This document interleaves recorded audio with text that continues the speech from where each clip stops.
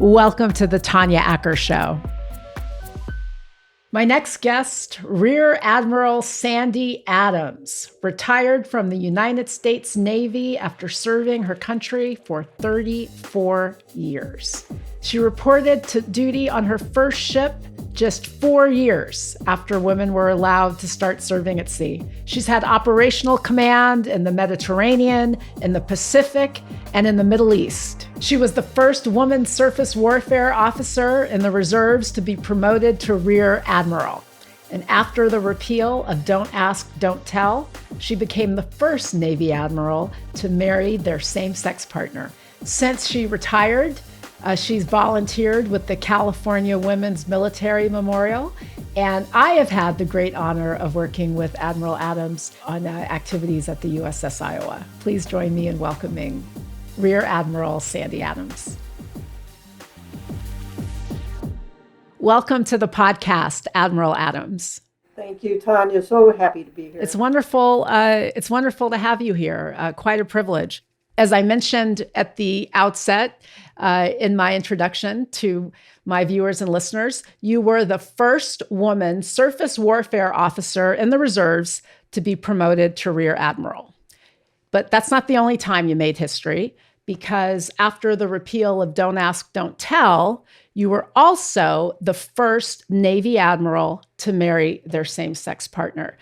Now, Admiral Adams, you had a 34-year career in the Navy before you retired.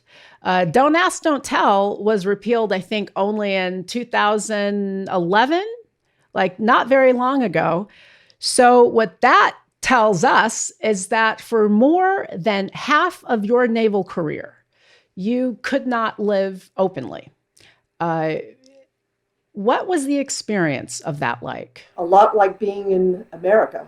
If you were GLBT, when I say gay today, I'll refer to that as a more broad term, but I refer to GLBT in that term. When I first joined the Navy in 1981, no gays were allowed. It was pre-Don't Ask, Don't Tell. And prior to that, I was in high school when the American Psychiatric Association took away homosexuality as a mental disorder. Even in 1981, being gay or acting as being gay was a felony in many states. So when you came into the military, it wasn't a lot different than what it was like in society.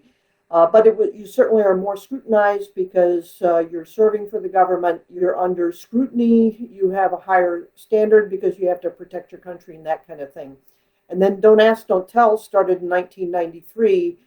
President Clinton tried to allow gays in the military when he came in office, and he wasn't able to get that through Congress. But Don't Ask, Don't Tell, where you could be gay, but you couldn't act on being gay if you were in the military. That's where it was until 2011 when it was repealed, and I retired in 2015. So to have that happen while I was still serving was an amazing progress of our country. It sounds like you were so used to the discrimination that you endured in the service was no different than what you endured outside of it. The world for young people today, and certainly for young LGBTQ people, is still hard. But I think that it's important that people get a sense sometimes, especially the folks, who haven't been around as long as some others, about how far we've come and what that took and what that took of people, what it required of the people who were participating. Talk to us, if you would, Admiral Adams, just a little bit about what it was to be a young woman who knows that they are gay and who is being told that you're actually sick. What did that feel like?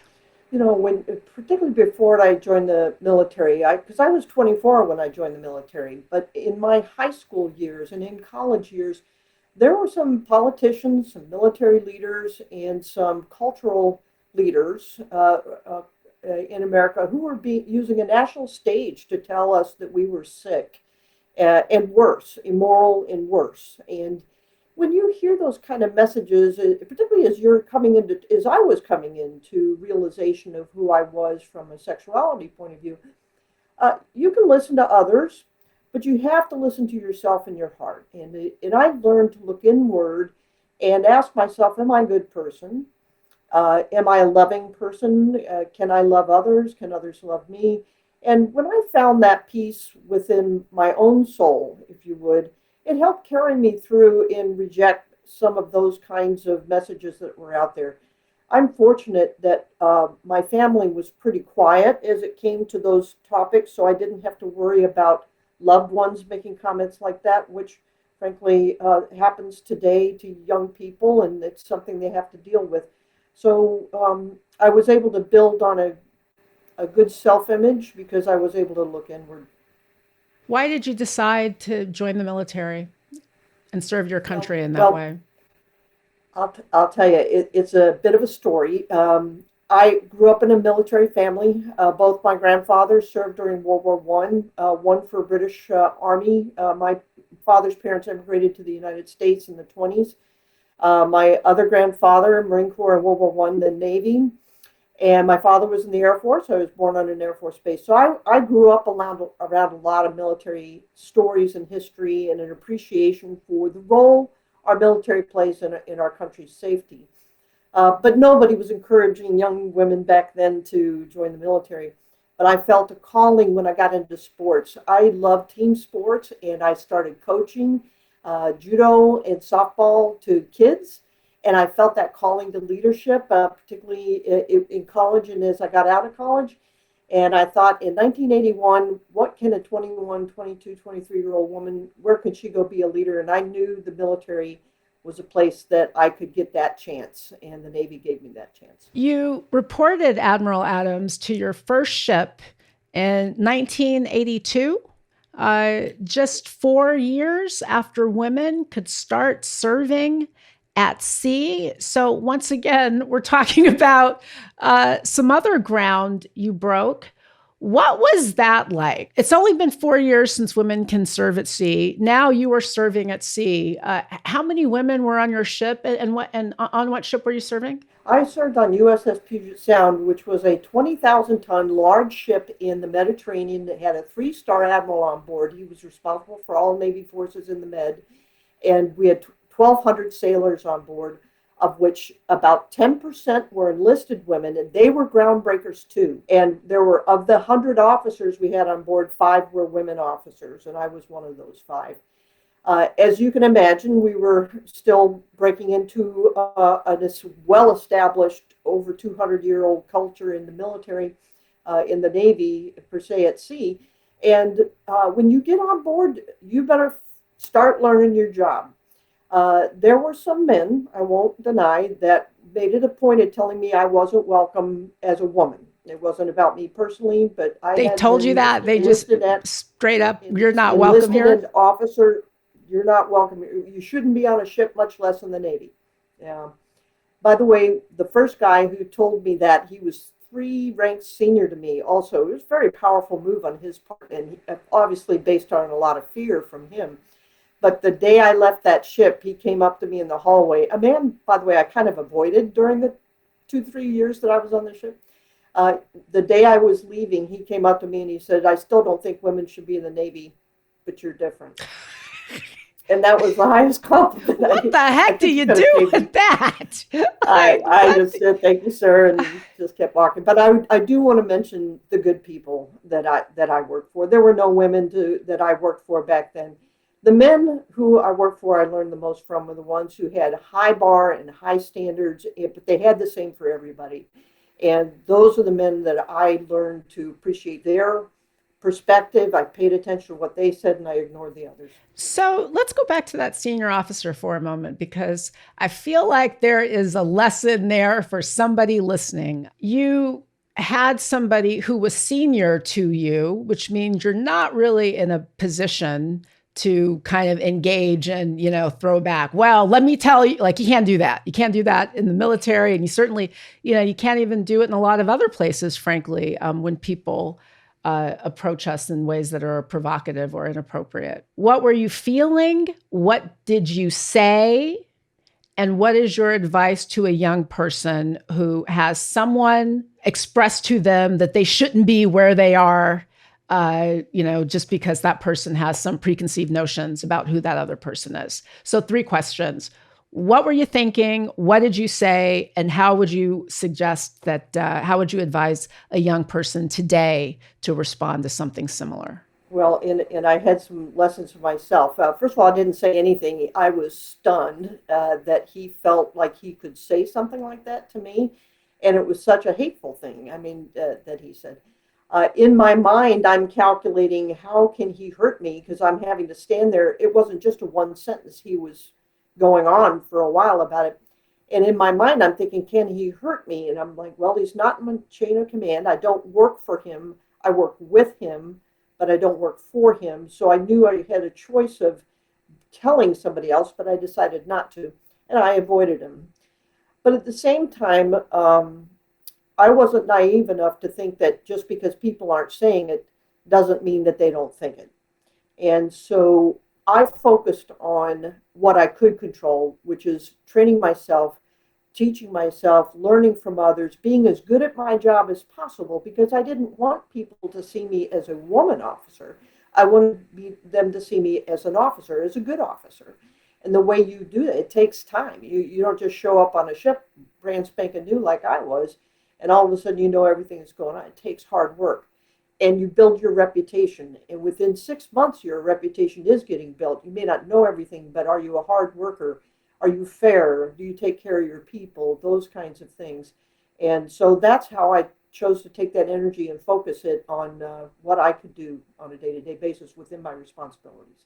It's almost, Sandy, as I listen to you speak, it's a reminder of the fact that if you have your purpose clear and you recognize that there are always going to be the haters, always. There's never been a moment in this country's history or any country's history where there have not been haters.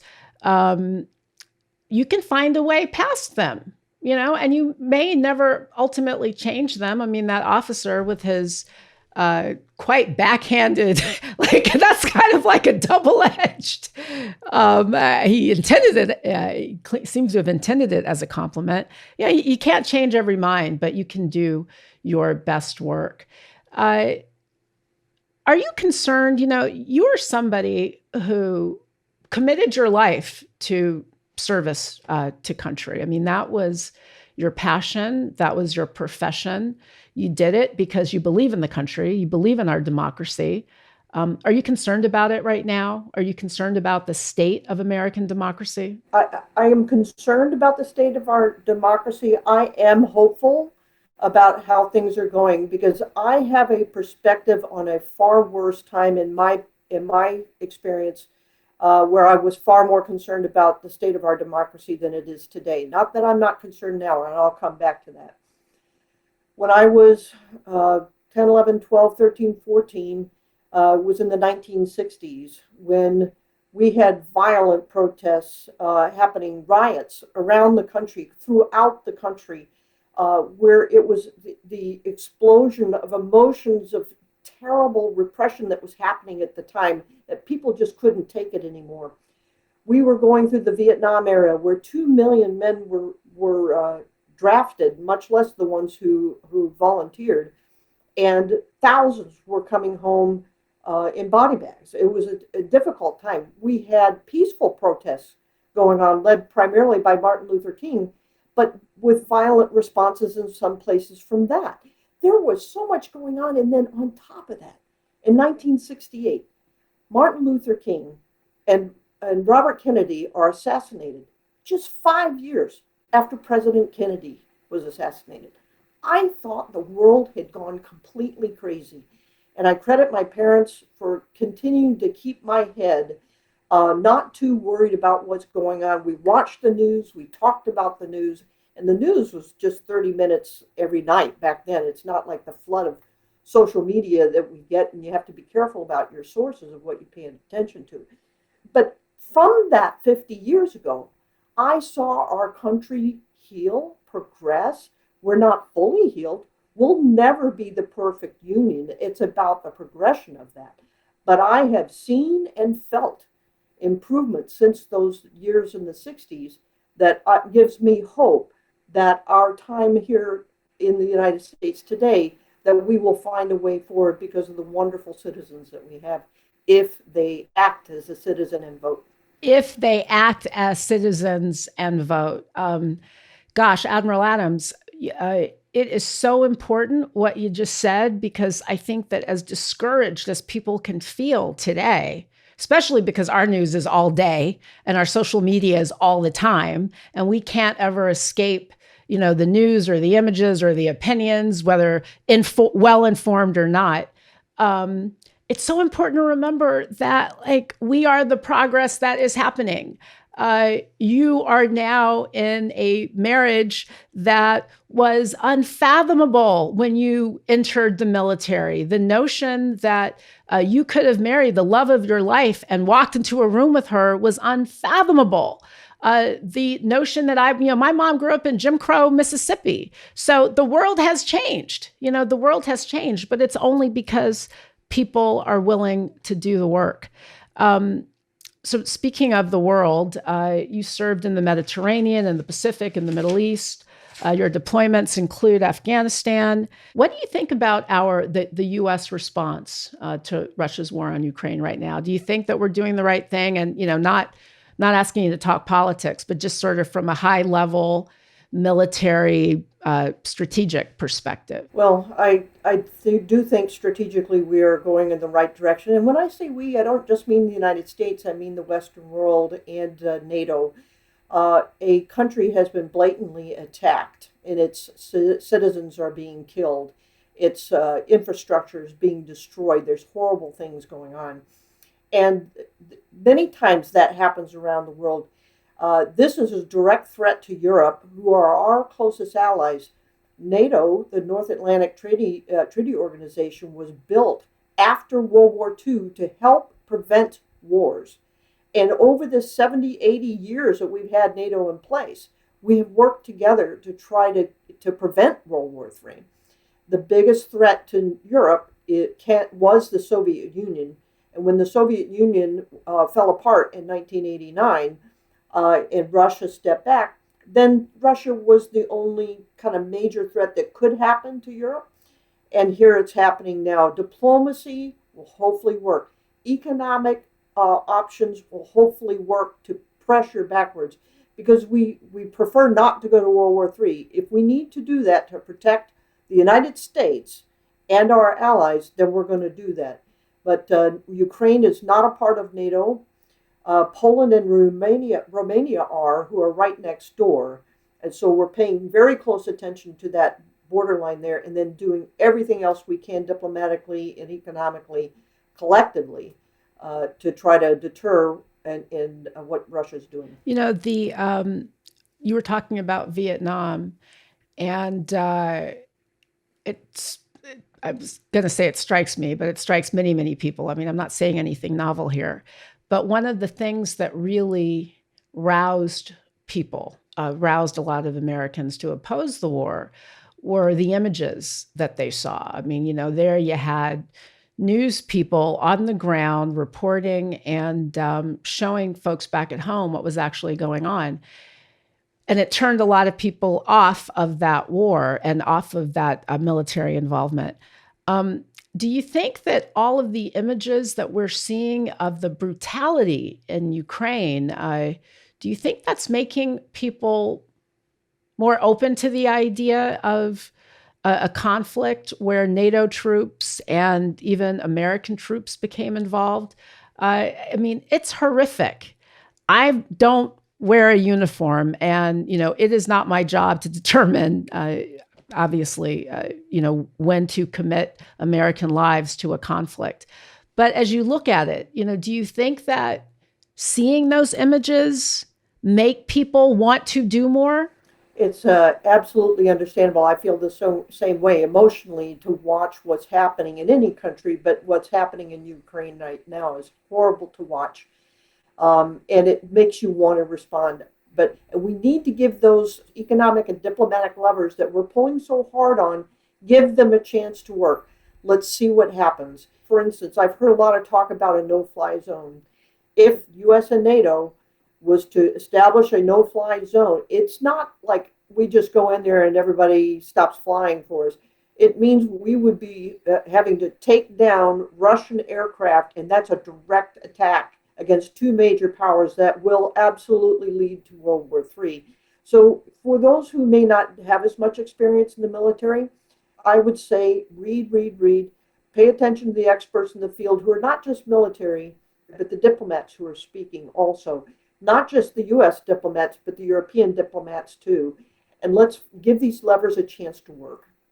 As someone who has served, as someone who's put on the uniform and really been prepared to commit their lives, quite literally, to their country, what do you wish civilians would think about or consider before they started, going on TV or on social media, like doing their war dance? So often it's the folks who've never served, don't have anybody in the family who served, who are like, we need to go, we need boots on the ground. We need to do X, Y, and Z, fight, fight, fight, like it's a video game. I think that's where I'm going. So many people treat it like it's a video game. What's something that you wish civilians would consider or think about as we were processing American engagement and involvement around the world? My answer is going to be in twofold. One is kind of a longer term view, which is study history.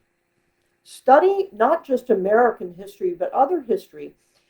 There are some fantastic books out there on the Korean War and the Vietnam War that don't just study how many bullets were shot and how many tanks were got, but it looks holistically at what was going on diplomatically, economically, socially, culturally, right and wrong.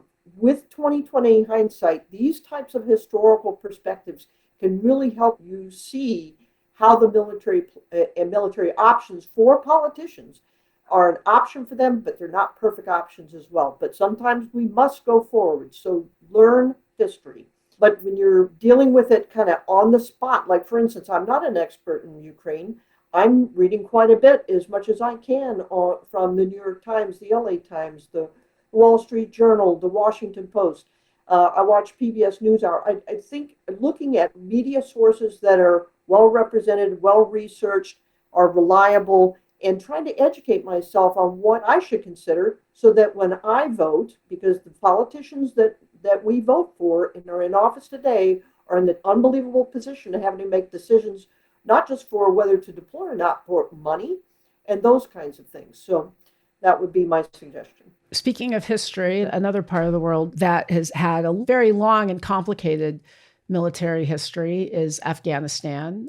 You were deployed there. What did you think about the pullout? Again, studying history, I didn't know much about Afghanistan when I found out I was going to deploy there in 2010. And I had 6 months to prepare, and I read every book I could, written by U.S. and foreign, including Central Asian journalists, to try to educate myself a little bit. After I spent a year in Afghanistan, and I had the good fortune of working to support an Afghan military, 3-star and his staff, as they were trying to double the size of their army to keep their government in place during the year that I was there. We got to know each other.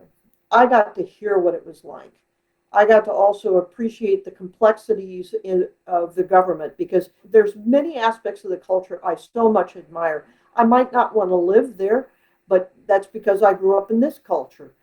But that government was struggling to stay in place for a variety of reasons. In my opinion, in Sandy's opinion, some of the corruption that is endemic with the history of the government that's there. Once we were going to leave, we were going to have to leave one day. And the question was, would the government be able to keep itself going, having the money go into the direction it needed to in order to keep the people safe? And it wasn't. I believe that the Afghan army was very brave, but if you can't get the logistics support and overhead leadership support you need to keep fighting, I think that's why things wrapped up so quickly. There was no question one day we were going to have to leave. We know this of all military operations. The U.S. is famous for we don't stay and take over a place. We were eventually going to leave. I'm just so sorry, having gotten to know some wonderful Afghan people, that it collapsed as quickly as it did.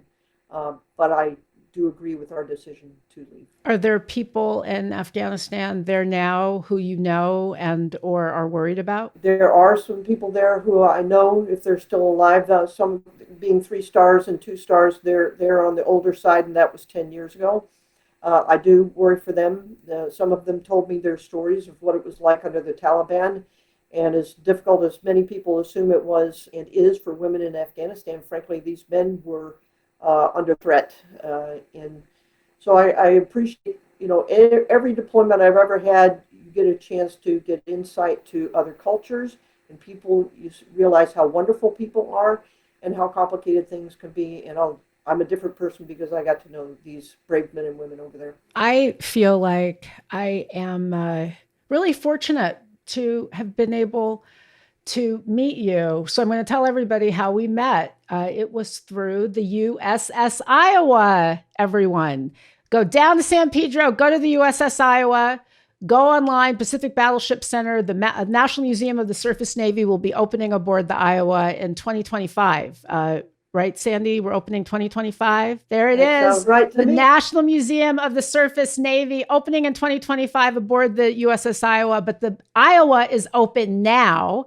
It was through our work with the ship and the ship's museum that I met Admiral Adams. And boy, it's just such a reminder that the American story, as imperfect as it may be and has been, like all stories, I think it's moving forward in a way that makes me feel I am optimistic. I'm optimistic because, this incredible institution, the Iowa, brought me in touch with someone like you. Also, friends, that's how I met Admiral Michelle Howard, who was on the podcast a few weeks ago.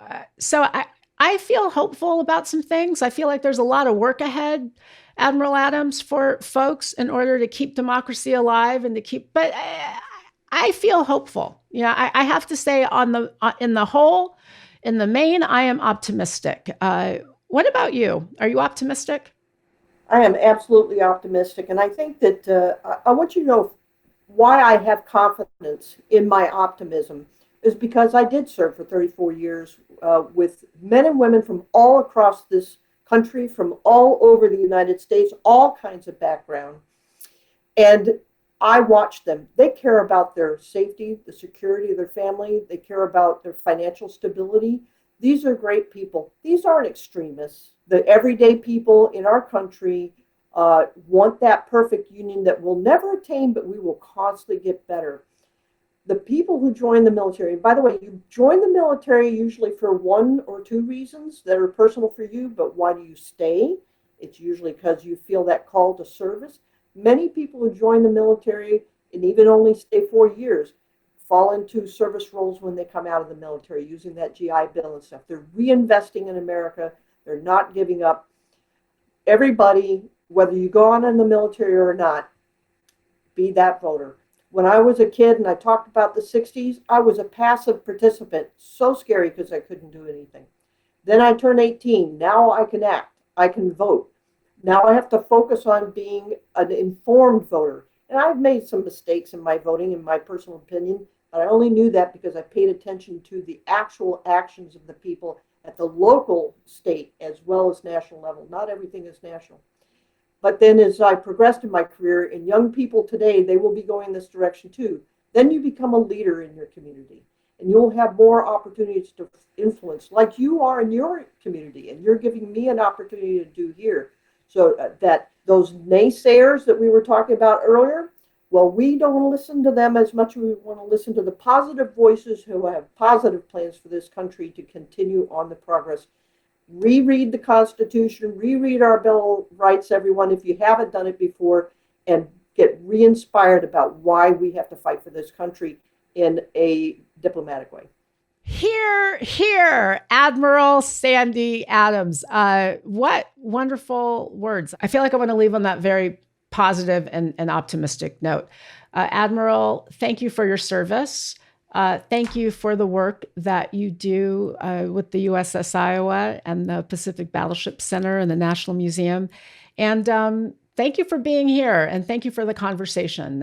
You've given people a lot to think about, so thank you. Thank you so much for the opportunity, Tanya. I also want to put a plug in for something because there are some naysayers out there.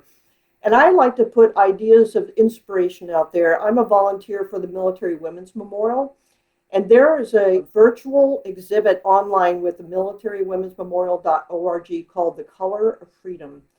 And there are many examples there of women of color who have served this country that if you're looking for some inspiration of how Americans help make this country better, please, I hope your listeners will consider looking into that. Thank you for that, Admiral. That sounds like a fascinating exhibit. I'm definitely going to check it out. Thank you, Admiral. Thank you so much for having me, Tanya.